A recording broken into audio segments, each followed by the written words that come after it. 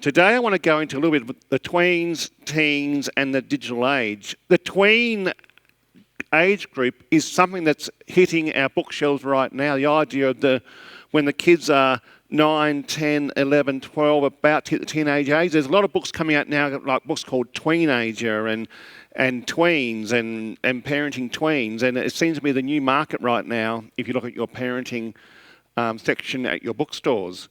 And what they're realising is that if we don't get things right in those, especially in those tween years, we're up against it after that.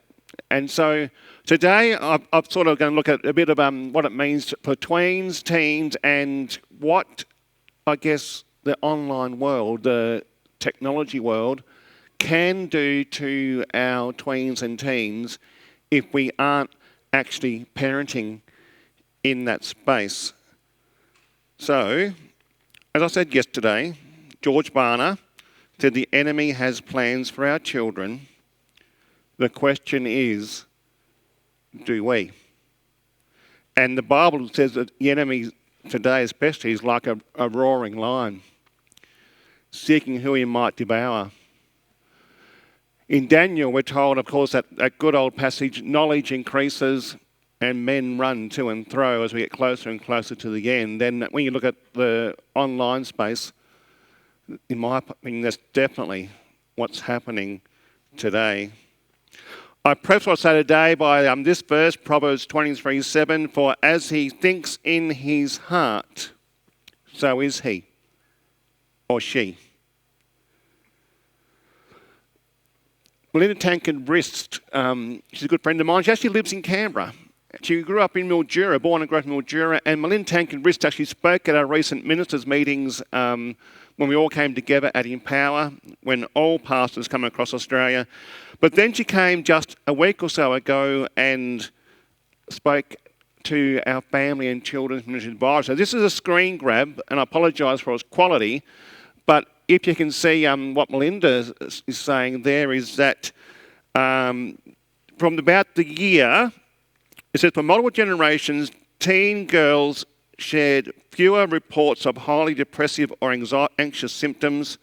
This all changed in the year 2010. And you can see the graph shoots up there around 2010.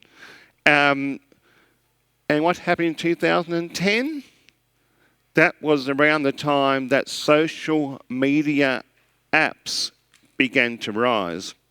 Now, she says, this generation of teen girls has reported high depressive symptoms at a rate of 65% greater than any previous generation. The rise of teen girl depression in correlation with the rise in social media is deeply concerning, and one of the devastating impacts social media has on the next generation. What Melinda Tankard-Brist said is it's like we've been in this, the last 10 years or so, has been the greatest social experiment on the planet. And she says we're now starting to see the results coming in. And she says they're of concern. Melinda Tankard-Brist runs a group called Collective Shout. And they go around looking at what's happening in our society and using social media and lobbying to encourage companies to shut down what they're doing to, whether it's pornography or shop windows or signboards or whatever, or online sales of things that are harming our girls and boys, and of course lobbying the government as well. And so she goes into schools and spends a lot of time talking to boys and girls about pornography and bullying and sexting and all of that stuff, and helping the girls especially to find a voice to be able to say no to what's happening to them. And she is saying that anxiety and depression is off the charts since the year 2010. Now, it's only causation. I can't say there's a direct impact yet. They're still doing the experiments. But in 2010, when social media began to really take effect, and then this goes up, you start to wonder. According to recent research, teens spend an average of 7 hours and 22 minutes on their phones daily. And tweens aged 9 to 12 are not far behind at 4 hours and 44 minutes. I was reading last week, that's now jumped over the 5 hours for the tweens. And the teens is now over 8 hours. This amount of screen time does not include time spent on schoolwork, online reading, and listening to music. Those things you'll say are necessary, and they're good things and constructive things, and social media and technology and what's online is very helpful to our kids. There's nothing wrong with that. It's good. But often we as parents don't understand the digital space. And for the first time in history, kids know more about technology than we do. In fact, if my phone has a problem, I ask a 12-year-old, and they're able to do a few flicks of the button and sort it out pretty quick. And they seem to be almost born with understanding technology.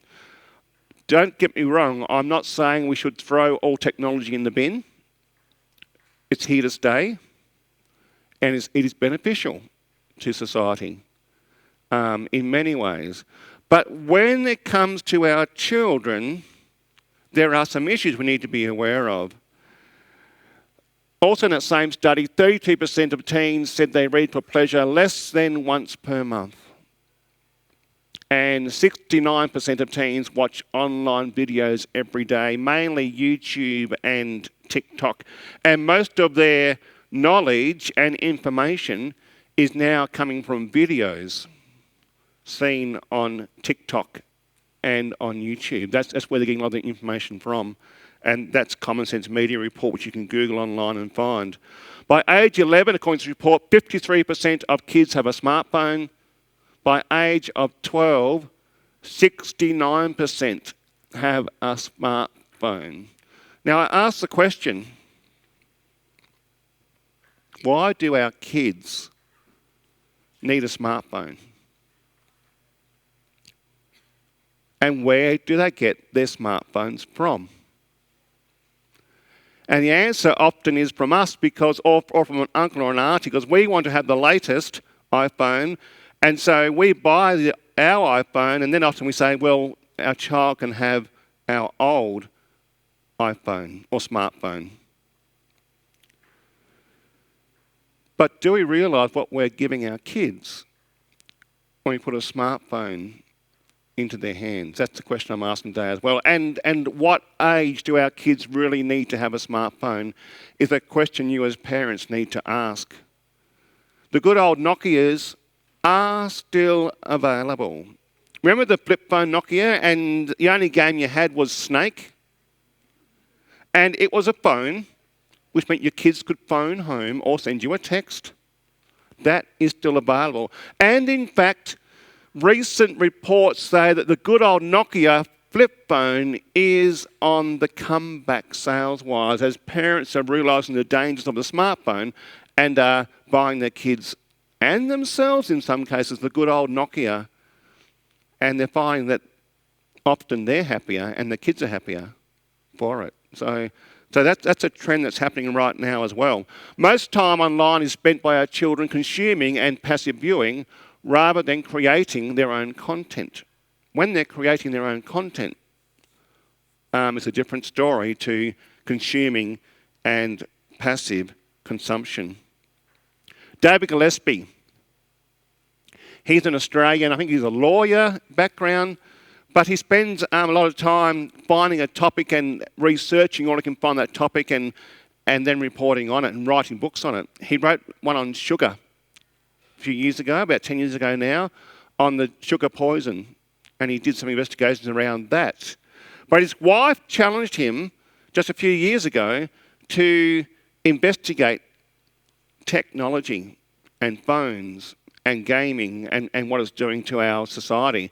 And he says in this book, it's still available, it's a recent book actually on our bookshelves in bookstores, that just like with sugar, Most Australians are now addicted to some form of electronic dopamine stimulator, is what he calls them. It might be sexual porn. It might be what he calls approval porn, which is social media. It might be danger porn, which he calls gaming online, or all of the above. But the addiction is there, he says, and so are the consequences. And he says, if you want to understand addiction, he says, try taking the mobile phone or the gaming device off your teen for a period of time and watch what happens. He said the twitching, the anger, the screaming, the tantrums, etc., are all signs of early addiction. And he says, we as parents are paying for it. We're actually literally paying the bills for these addictions. He says, anxiety and depression in teens has doubled in this decade since these dopamine stimulators became part of everyday teenagers' life. And he says, the rest of us, that's us, are catching up fast. That's in his book, The Brain Reset 2021. And then this one I've been reading recently, Dopamine Nation. Dr. Lemke says, we are living in a time of unprecedented access to high reward, high dopamine stimuli, drugs, food, news, gambling, shopping, gaming, texting, sexting, Facebooking, Instagramming, YouTubing, tweeting. And then she says, the increased numbers, variety and potency are staggering. The smartphone, she says, is a modern day hypodermic needle, delivering digital dopamine 24/7 for a wired nation. This is another book worth getting, which is still on our bookstores again. Really great book by David Gillespie, which is called Teen Brain.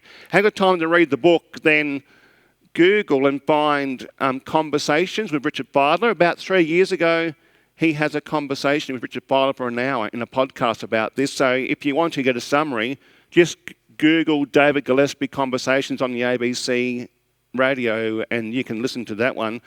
But what he says here is, in a nutshell, he says the biology of puberty makes the teen brain uniquely fragile.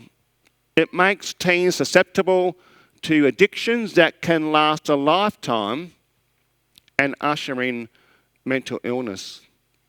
And he says parenting is much more permissive, especially in this space, and parents need to harden up to save their kids. That's a challenge. And then he says unfettered access to screens is driving an epidemic of addiction, depression and anxiety, the likes of which we have never witnessed before. As you can see, the experts that are researching this are all coming to the same conclusions, and the plot's starting to thicken as to what's causing anxiety and depression and the associated reasons around that in our teens, both in our boys and our girls. What the researchers are saying is that girls, because of the way they're wired, are more likely to get addicted to social media, whether it's Facebook or all of those, Instagram or TikTok or all of those, Snapchat, anything which you get likes and tweets and comments. That's what girls seem to crave because of the way that they're wired. For boys, it's online gaming.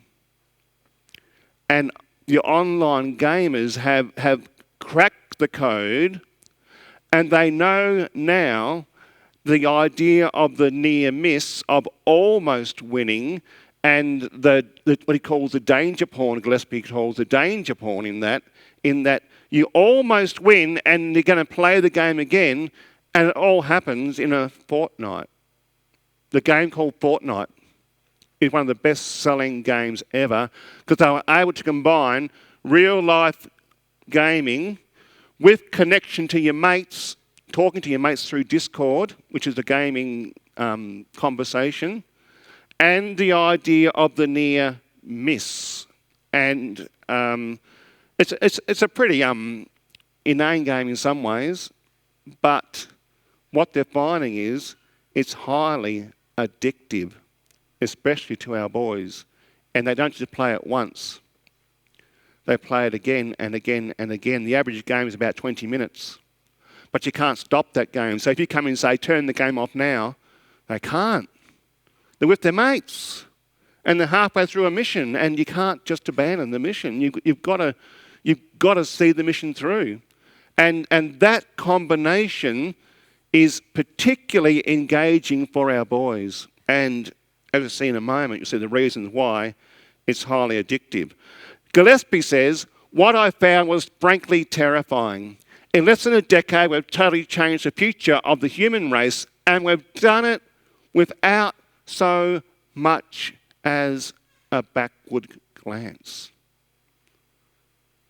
The world has changed in the last 10 years, and our teens and our tweens are suffering the fallout. So we're going to spend a few moments now looking and understanding, if we can, the teen brain and what's occurring. Now, I've got 2 young adults now, and so they've come through this social experiment. I guess I've learnt a few things as a parent as well in that space.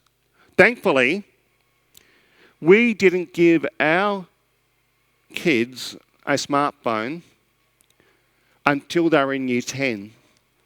We held off that long because we realised what was going on. We realised they didn't need it, and we also knew that they would need it about that time for school because they need to scan those little codes, what do you call them, those QR code things that they scan and get answers for the year 12 and year 11, 12 and for the text, etc. So we both agreed as parents that we were going to hold off, and boy, was it hard. All my friends have one. Sorry. As you said, we need to toughen up. But you're just a bad parent. Sorry. You'll thank me for it one day. I hope they do.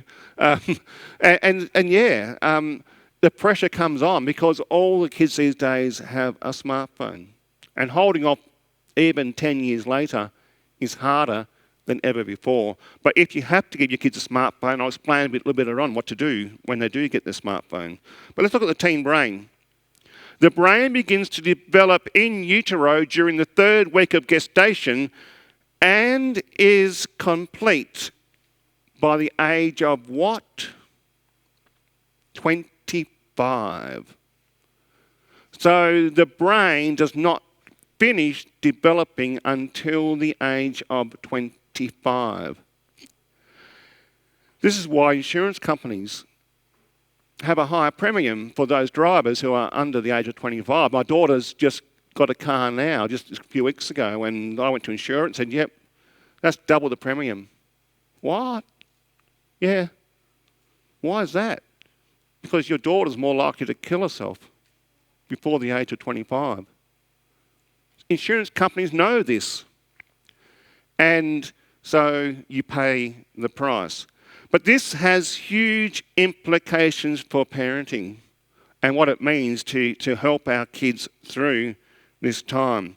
From birth to 18 months, the brain triples in size to 75% of its adult size. It grows more slowly to 90% of its size by the age of 11. 11 is when things start to happen. And neurons and synapses are connected and pathways have been made that become increasingly hardwired in your tween's brain. The idea of use it or lose it happens here. It's where obviously we need to offer our kids a wide variety of experiences to stimulate that brain, reading and learning a musical instrument and sports and nature and all those things that bring a well-rounded brain are really important in this time. During the teenage years, once they reach the age of about 13, massive synaptic pruning occurs. And now the brain is beginning to say, okay, I need to move from a childhood brain to the adult brain. So I need to snip off what is not being used to optimize what is being used for the adult brain. And so the brain wants to become more efficient. So what is being used becomes more and more hardwired, and what is not being used, the synapses are cut or trimmed down to bring that brain into its full adult state. During the teenage years, and those that teenage notice this, because of this massive synaptic pruning and brain development occurring, symptoms that we see are things like forgetfulness. Your lovely young child suddenly begins to forget things at school. Mum, I forgot my lunch. Mum, I forgot that I had an assignment due. I left those things on the floor again. I forgot to clean my room. All those things that occur. Some are laughing because you know what I'm talking about, and I've just been through that. Forgetfulness, the teens feel very vulnerable and confused. There's also a lot of disorganisation and massive mood swings. All this stuff goes out the window and won't return until the age of around about 18. Your child will be forgetful, they will be vulnerable, they will be confused, they will be disorganised, and there will be massive mood swings. As the saying went, and I was giving advice, strap yourself in. Strap yourself in. This will pass. And the Madison and Andrew I know have returned in their young adult years. So yeah, just hang in there. A future is coming when you will get your kids back as young adults. But during those years, you won't recognise sometimes, and you'll shake your head in desperation, and sometimes it causes you to even yell at your kids and just say, well, why are you suddenly forgetting? And why are you suddenly doing this? It's not going to help. The kids know this is going on. They know. They realise they're forgetting things, and they're just as confused and upset as you are. So that's why I say praise more and try and nag less. Praise more and nag less during these teenage years. They know, and they know that you know, but the best thing to do as a parent during these years is to lean in, not shut the door on them and say, I hope they come out in a few years' time and emerge from their cave normal again. No. We need to lean in during these years. So let's look at why the teenage brain is so vulnerable. There's a number of things going on. Myelin is the white matter that grows like a sheath around the axons and around the neurons, and this myelin is beginning to hardwire the brain during this vulnerable stage. Also, is melatonin, which is a neurotransmitter that regulates sleep and wake cycle. Once puberty begins, melatonin release declines. That's why your kids' sleep patterns suddenly change. The problem is, if you add in social media use, gaming, screen time, and we have a parenting storm in the making. Because what they call the blue light and the white noise, which naturally emits from the kids' screens, keeps the brain in a state where the melatonin anything that's left there won't kick in. So if you want your teens to go to sleep and get some reasonable sleep, and our teens still need 6, probably more likely 8 hours at least a night, then you need to remove access to those devices and screens at least an hour before you want them to go to sleep. That allows the circadian rhythm of the melatonin there to kick in and the sleep pattern to kick in. And so set some social rules, and I'm going to invite Jesse up at the end of this. Jesse's down the back, and he's going to just give you a few briefs on what you can do to help your kid's phone do that. There are ways now to do that and make that happen. so that it does switch off and they lose access to whatever you want them to lose access to. But the reduction in melatonin and the increase in social media and screens and the noise around that blue light and white noise is a recipe for a parenting storm. Dopamine. We talked about dopamine earlier with our research. It's a feel-good chemical. It makes us want things like food and drink through to social acceptance. It motivates us to get up and do things, but it also fires a response when we are in danger. So dopamine is a good thing to have. We need dopamine. It makes us do things. It encourages us to do things, and it makes us feel good, especially around eating when you get that perfect lasagna or whatever your favourite food is. The feel good around eating and the want to eat is dopamine being stimulated. So it is a good thing to have. Once we get a reward, serotonin is released.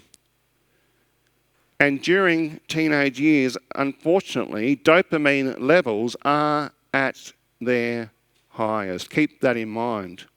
So while melatonin is dropping and serotonin is dropping, dopamine levels are at their highest. Serotonin kicks in, making us feel calm and relaxed, especially when we feel wanted, important, and proud. Serotonin affects mood fluctuations, anxiety, and impulse controls. Serotonin also plays a powerful role in our moral judgment, decision-making, and moral behaviour. In other words, it helps you to make the decision to stop playing or whatever it's doing, or get offline, or go and do this or go and do that. But there's a temporary decline of serotonin during the teenage years. All these things are happening to allow the brain to optimise into its adult state. This is why the teenage brain is so vulnerable. And then, of course, the oxytocin, more so for girls and boys, but the oxytocin reward for bonding with others stimulates the release of dopamine and serotonin. So oxytocin's playing a role in the teenage brain as well. And then we get to some interesting ones. GABA. Gamma aminobutyric acid, there's a full name for it. It's a neurotransmitter that is the inhibitor or braking system for the brain. This neurotransmitter tells us to say, okay, you've played the game for long enough, now's the time to hop off and go and do something else. Or you've read for long enough, or whatever. In an adult, it's very, very clearly in there to tell you when to apply the brakes and go and do something else if you're not addicted. It calms anxiety and impulsivity. It regulates our ups and downs. The problem is, because of this stuff in the brain, it's more prone to developing addictive tendencies than at any other time in their lives. During the teenage years, they're more likely to develop addictive tendencies than at any other time in their lives.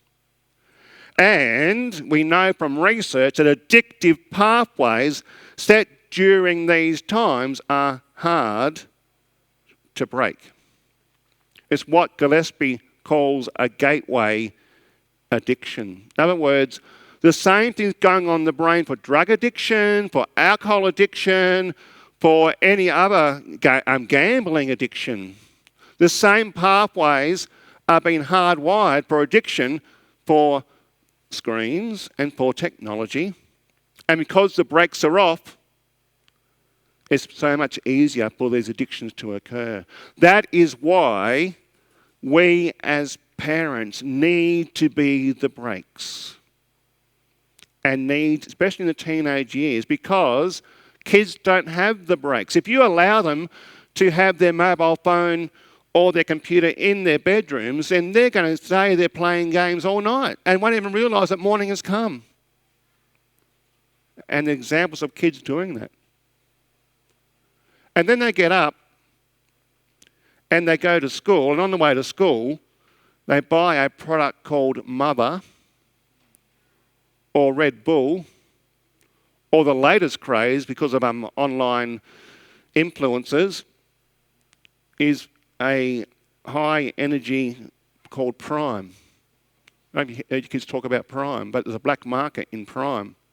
And the high energy drink's not available in Australia right now, but they can get it from overseas. And in our schools right now, there's a black market of kids buying Prime, bringing it in and selling it to their mates. There is a Prime energy sports drink available, but the energy drink's not here yet, but it has 200 times more the amount of caffeine than a cup of coffee.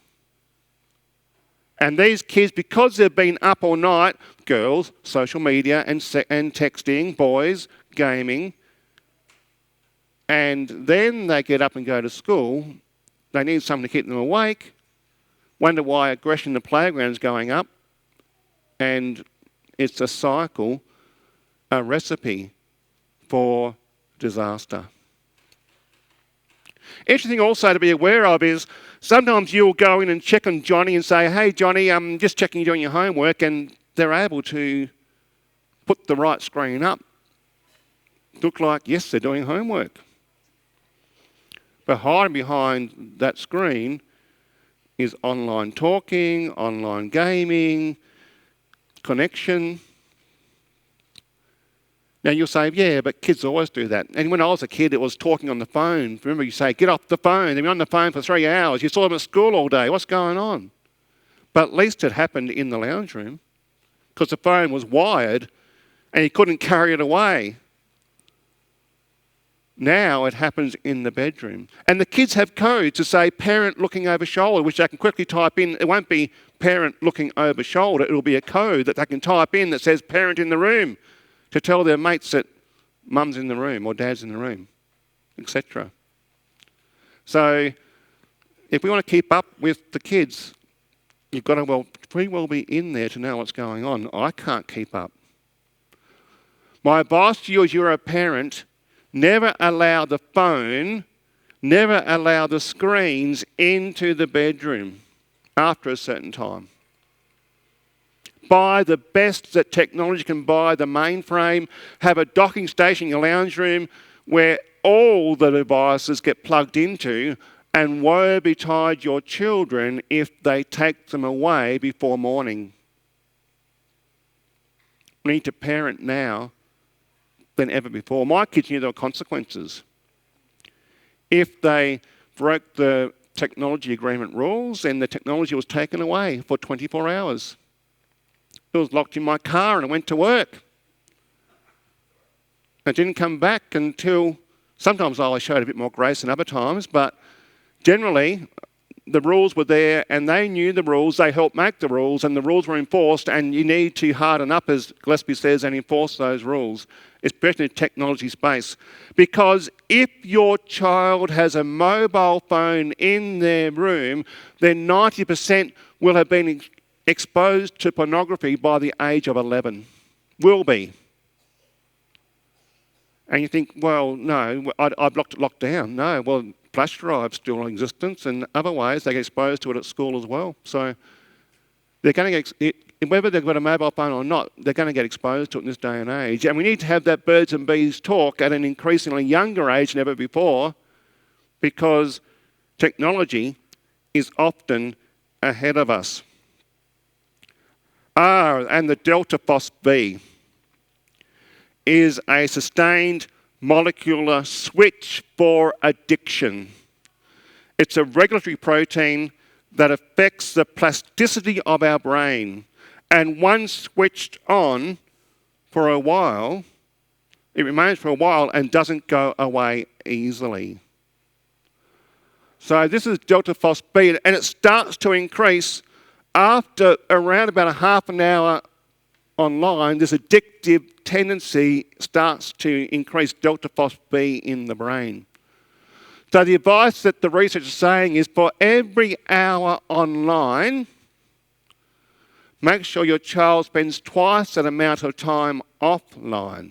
Now, I know that's increasingly impossible, but they say that if you're able to get them away from their screens and preferably outside doing something in nature or playing sport, or whatever that might be, for 2 hours for every hour online, it causes these addictive tendencies to go down and the brain to reset, and your teenager is less likely to become addicted.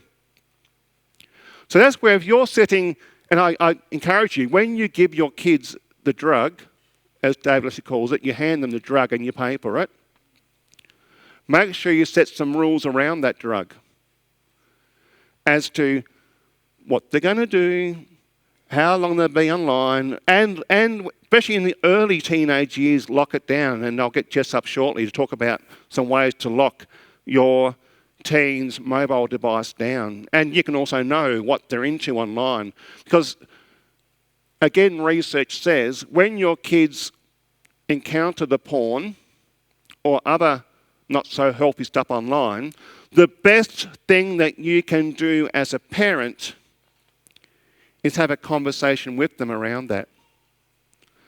And I say, if you know that they're being into porn, you're able to sit down and, especially dads with sons, have that conversation and normalise it a little bit and talk about what's going on, it reduces the long-term effects of that significantly just by having a conversation. That's why I said yesterday, those long dates where you take your child shopping or take my son to the football, wherever it might be, but you take them somewhere, then on the way home, you take the long route. Number one, you're keeping them off their screens. Number two, you're having that conversation. And especially if you know that they've been into something that's not helpful, being able to broach that subject while you're looking out your windscreen is the best way that to occur. Or engaging in a hobby together, whether it's model planes or, I don't know, model trains or whatever, small engines or whatever hobbies you can find to do together. Poultry club? Anybody? Oh, yeah. My son says he found the best mentors, by the way, in our Central Coast Poultry Club, because that's an intergenerational mix, and he won junior champion at the Central Coast show one year with a silkie. One of the older members in the club helped him breed. And he still calls this guy, he's not an Adventist, he's an ex-detective, but Andrew says he's one of the best mentors around. And he's asked me as a pastor, he says, you're a pastor, you can do my funeral. I said, well, why wait till you're dead to make it right with God? So anyway, it's an ongoing journey. But yeah, some of the best mentors for my kids are in the poultry club, of all things. So find a hobby. And I'll talk about that in a moment. So what we have is the perfect storm. Technology, screen time, online porn, gaming, social media. The perfect parenting storm. Here's 12 ways that I suggest to parent tweens and teens in the digital age. Run through these quickly and I'll hand over to Jess for 5 minutes to give you some really good things that I don't even aware of what you can do to help your kids with the mobile phones and screen time. Number one, remember, especially in the digital area, that you are the parent. That hasn't changed. You still are the parent. Lean in. Understand that access to addictive devices, access to addictive substances, access to dangerous activities, contribution to the household, doing chores is one of the best things you can do to get your kids offline. Still, especially around here, how cold it is, go outside and chop a wheelbarrow load of wood, please. Best thing you can do, get them off the screens, get them outside, get them doing a chore to contribute. Find some jobs, create jobs to get them outdoors and doing things to contribute to the household. It has so many effects, especially with the addictive tendencies of screens. Sleep, including rules around bedtimes and curfews, especially around those devices. Of parenting around friendships, relationships and sex. None of that has changed in some ways apart from the addictive online substances and devices. Number two, I said earlier, strap yourself in, keep the end goals in mind, and remain calm. That's the advice I was given. I was told that, especially with girls, they're a bit like a fish. You know, when you pull a fish out of the water and it starts to flip its tail and it's flipping backwards and forwards. Instead, your daughter especially will go from here to here in 0.4 of a second. And boy, do I know it. From glimpses of Madison to... Don't tell her I've just been recorded. Sorry, Madison. From glimpses of my daughter, like the one I know and love, to an alien, and back again can happen very quickly. Strap yourself in and bear it and lean in, especially during those times. Number 3, praise more, criticise less, pray often. As I said, they know what they're doing wrong. They know what this confusing time is happening. They know that they're forgetting things and they're moody and all that things. They know that and they feel bad about it. Don't make it worse. The old find 5 things to praise them for before you talk about the dirty socks being left in the bedroom. 5 things to praise them for before you get to what you really want to have a chat about. That seems to be the way to work. And praying often, I highly recommend it. For your teen and with your teen.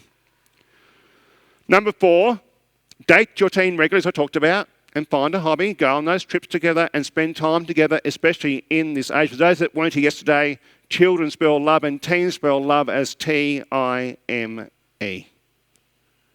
And that means time one-on-one. You can't count talking to your kids on the mobile phone as parenting. You can't parent from a mobile phone. It's face-to-face.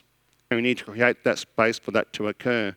Number 5, make sure your expectations and boundaries are clear and the consequences. The kids have a very clear sense of justice and black and white and what is right and wrong, and they'll trip you up. So make sure that your expectations, your boundaries are very clear and the consequences before it happens, and make sure you follow through on those consequences.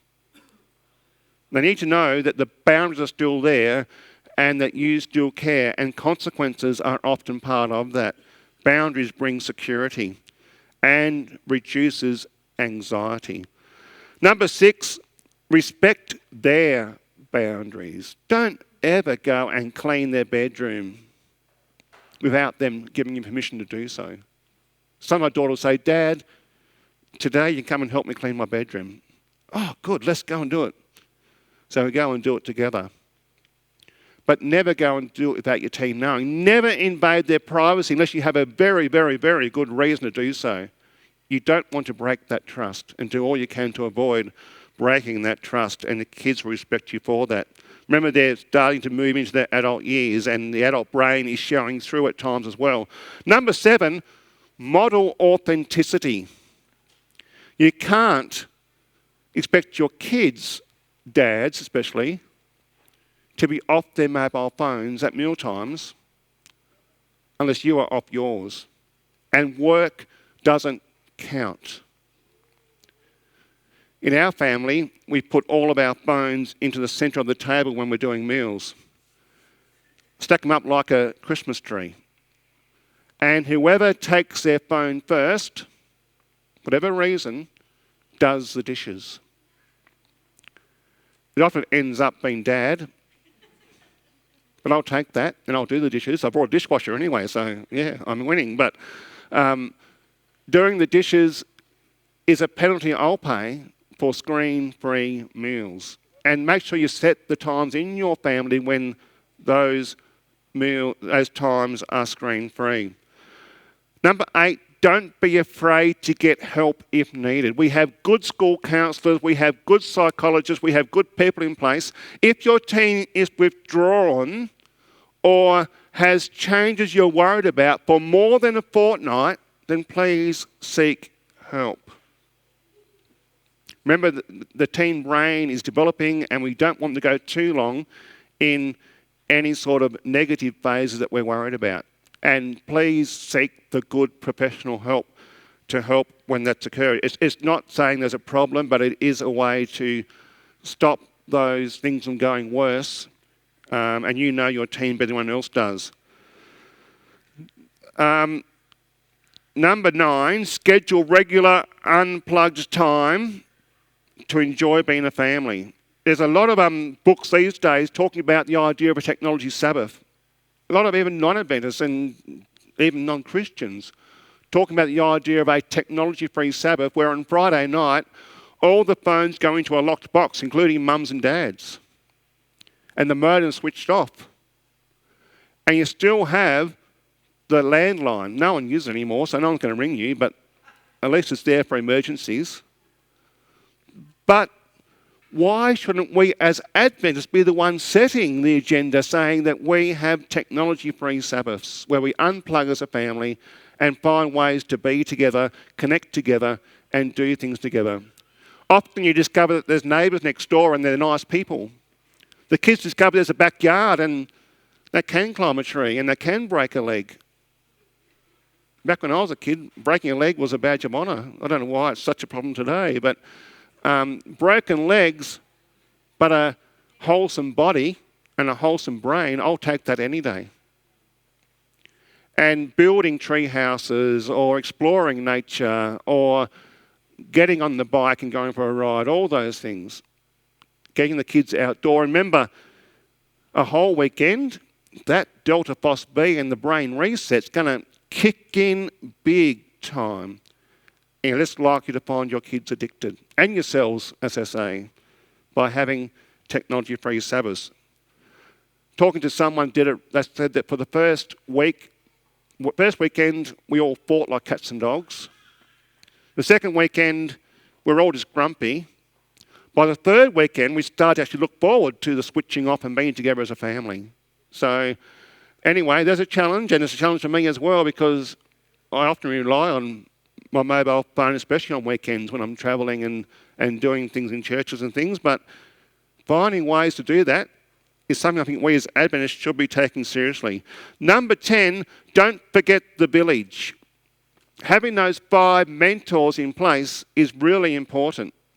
And the church is the best place to find those mentors. Pathfinders and adventurers are the best mentoring programs, if you like, that we as a church have. Often they go off-grid, where the mobile phones can't be used, or they ban mobile phones from going on those camps anyway. And getting kids involved in pathfinding is ad hoc mentoring, which is significant. So that when the kids get older, and in the teen years they suddenly think that mum and dad are stupid and know nothing, I've got those adults in place that are speaking into my kids' lives, and I know they're saying the same things I am, and they're more likely to listen to them. So I put those mentors in place. Often the kids didn't even realise who they were, who were speaking into my kids' lives and were there for them. Be the village.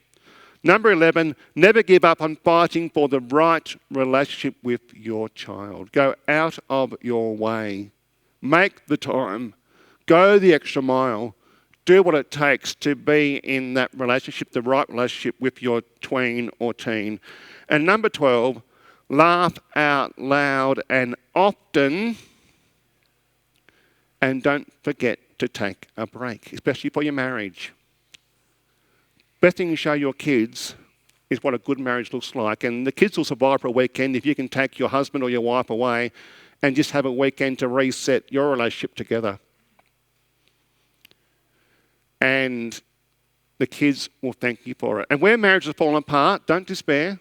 That's where those 5 mentors kick in big time. And make sure that you as a mum or a dad or a single mum or dad find those people that can invest in your teens. Thank you. That's about it. I'm going to invite Jesse forward quickly in the last couple of minutes to just talk about some awesome new technology, because Android and Apple realise that this research and what's going on, didn't want to lose sales.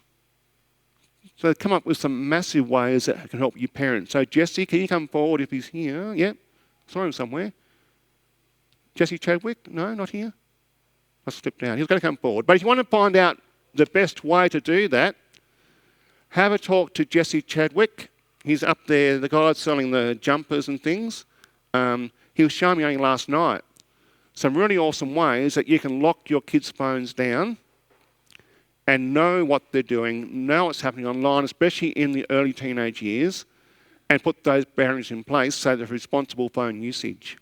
And that's going to be part of your technology agreement that you put in place with your kids. So talk to Jesse. If not, just have a look in the apps on those good apps that help control your phones, and make that part of your technology agreement when you hand that addictive device to your teen.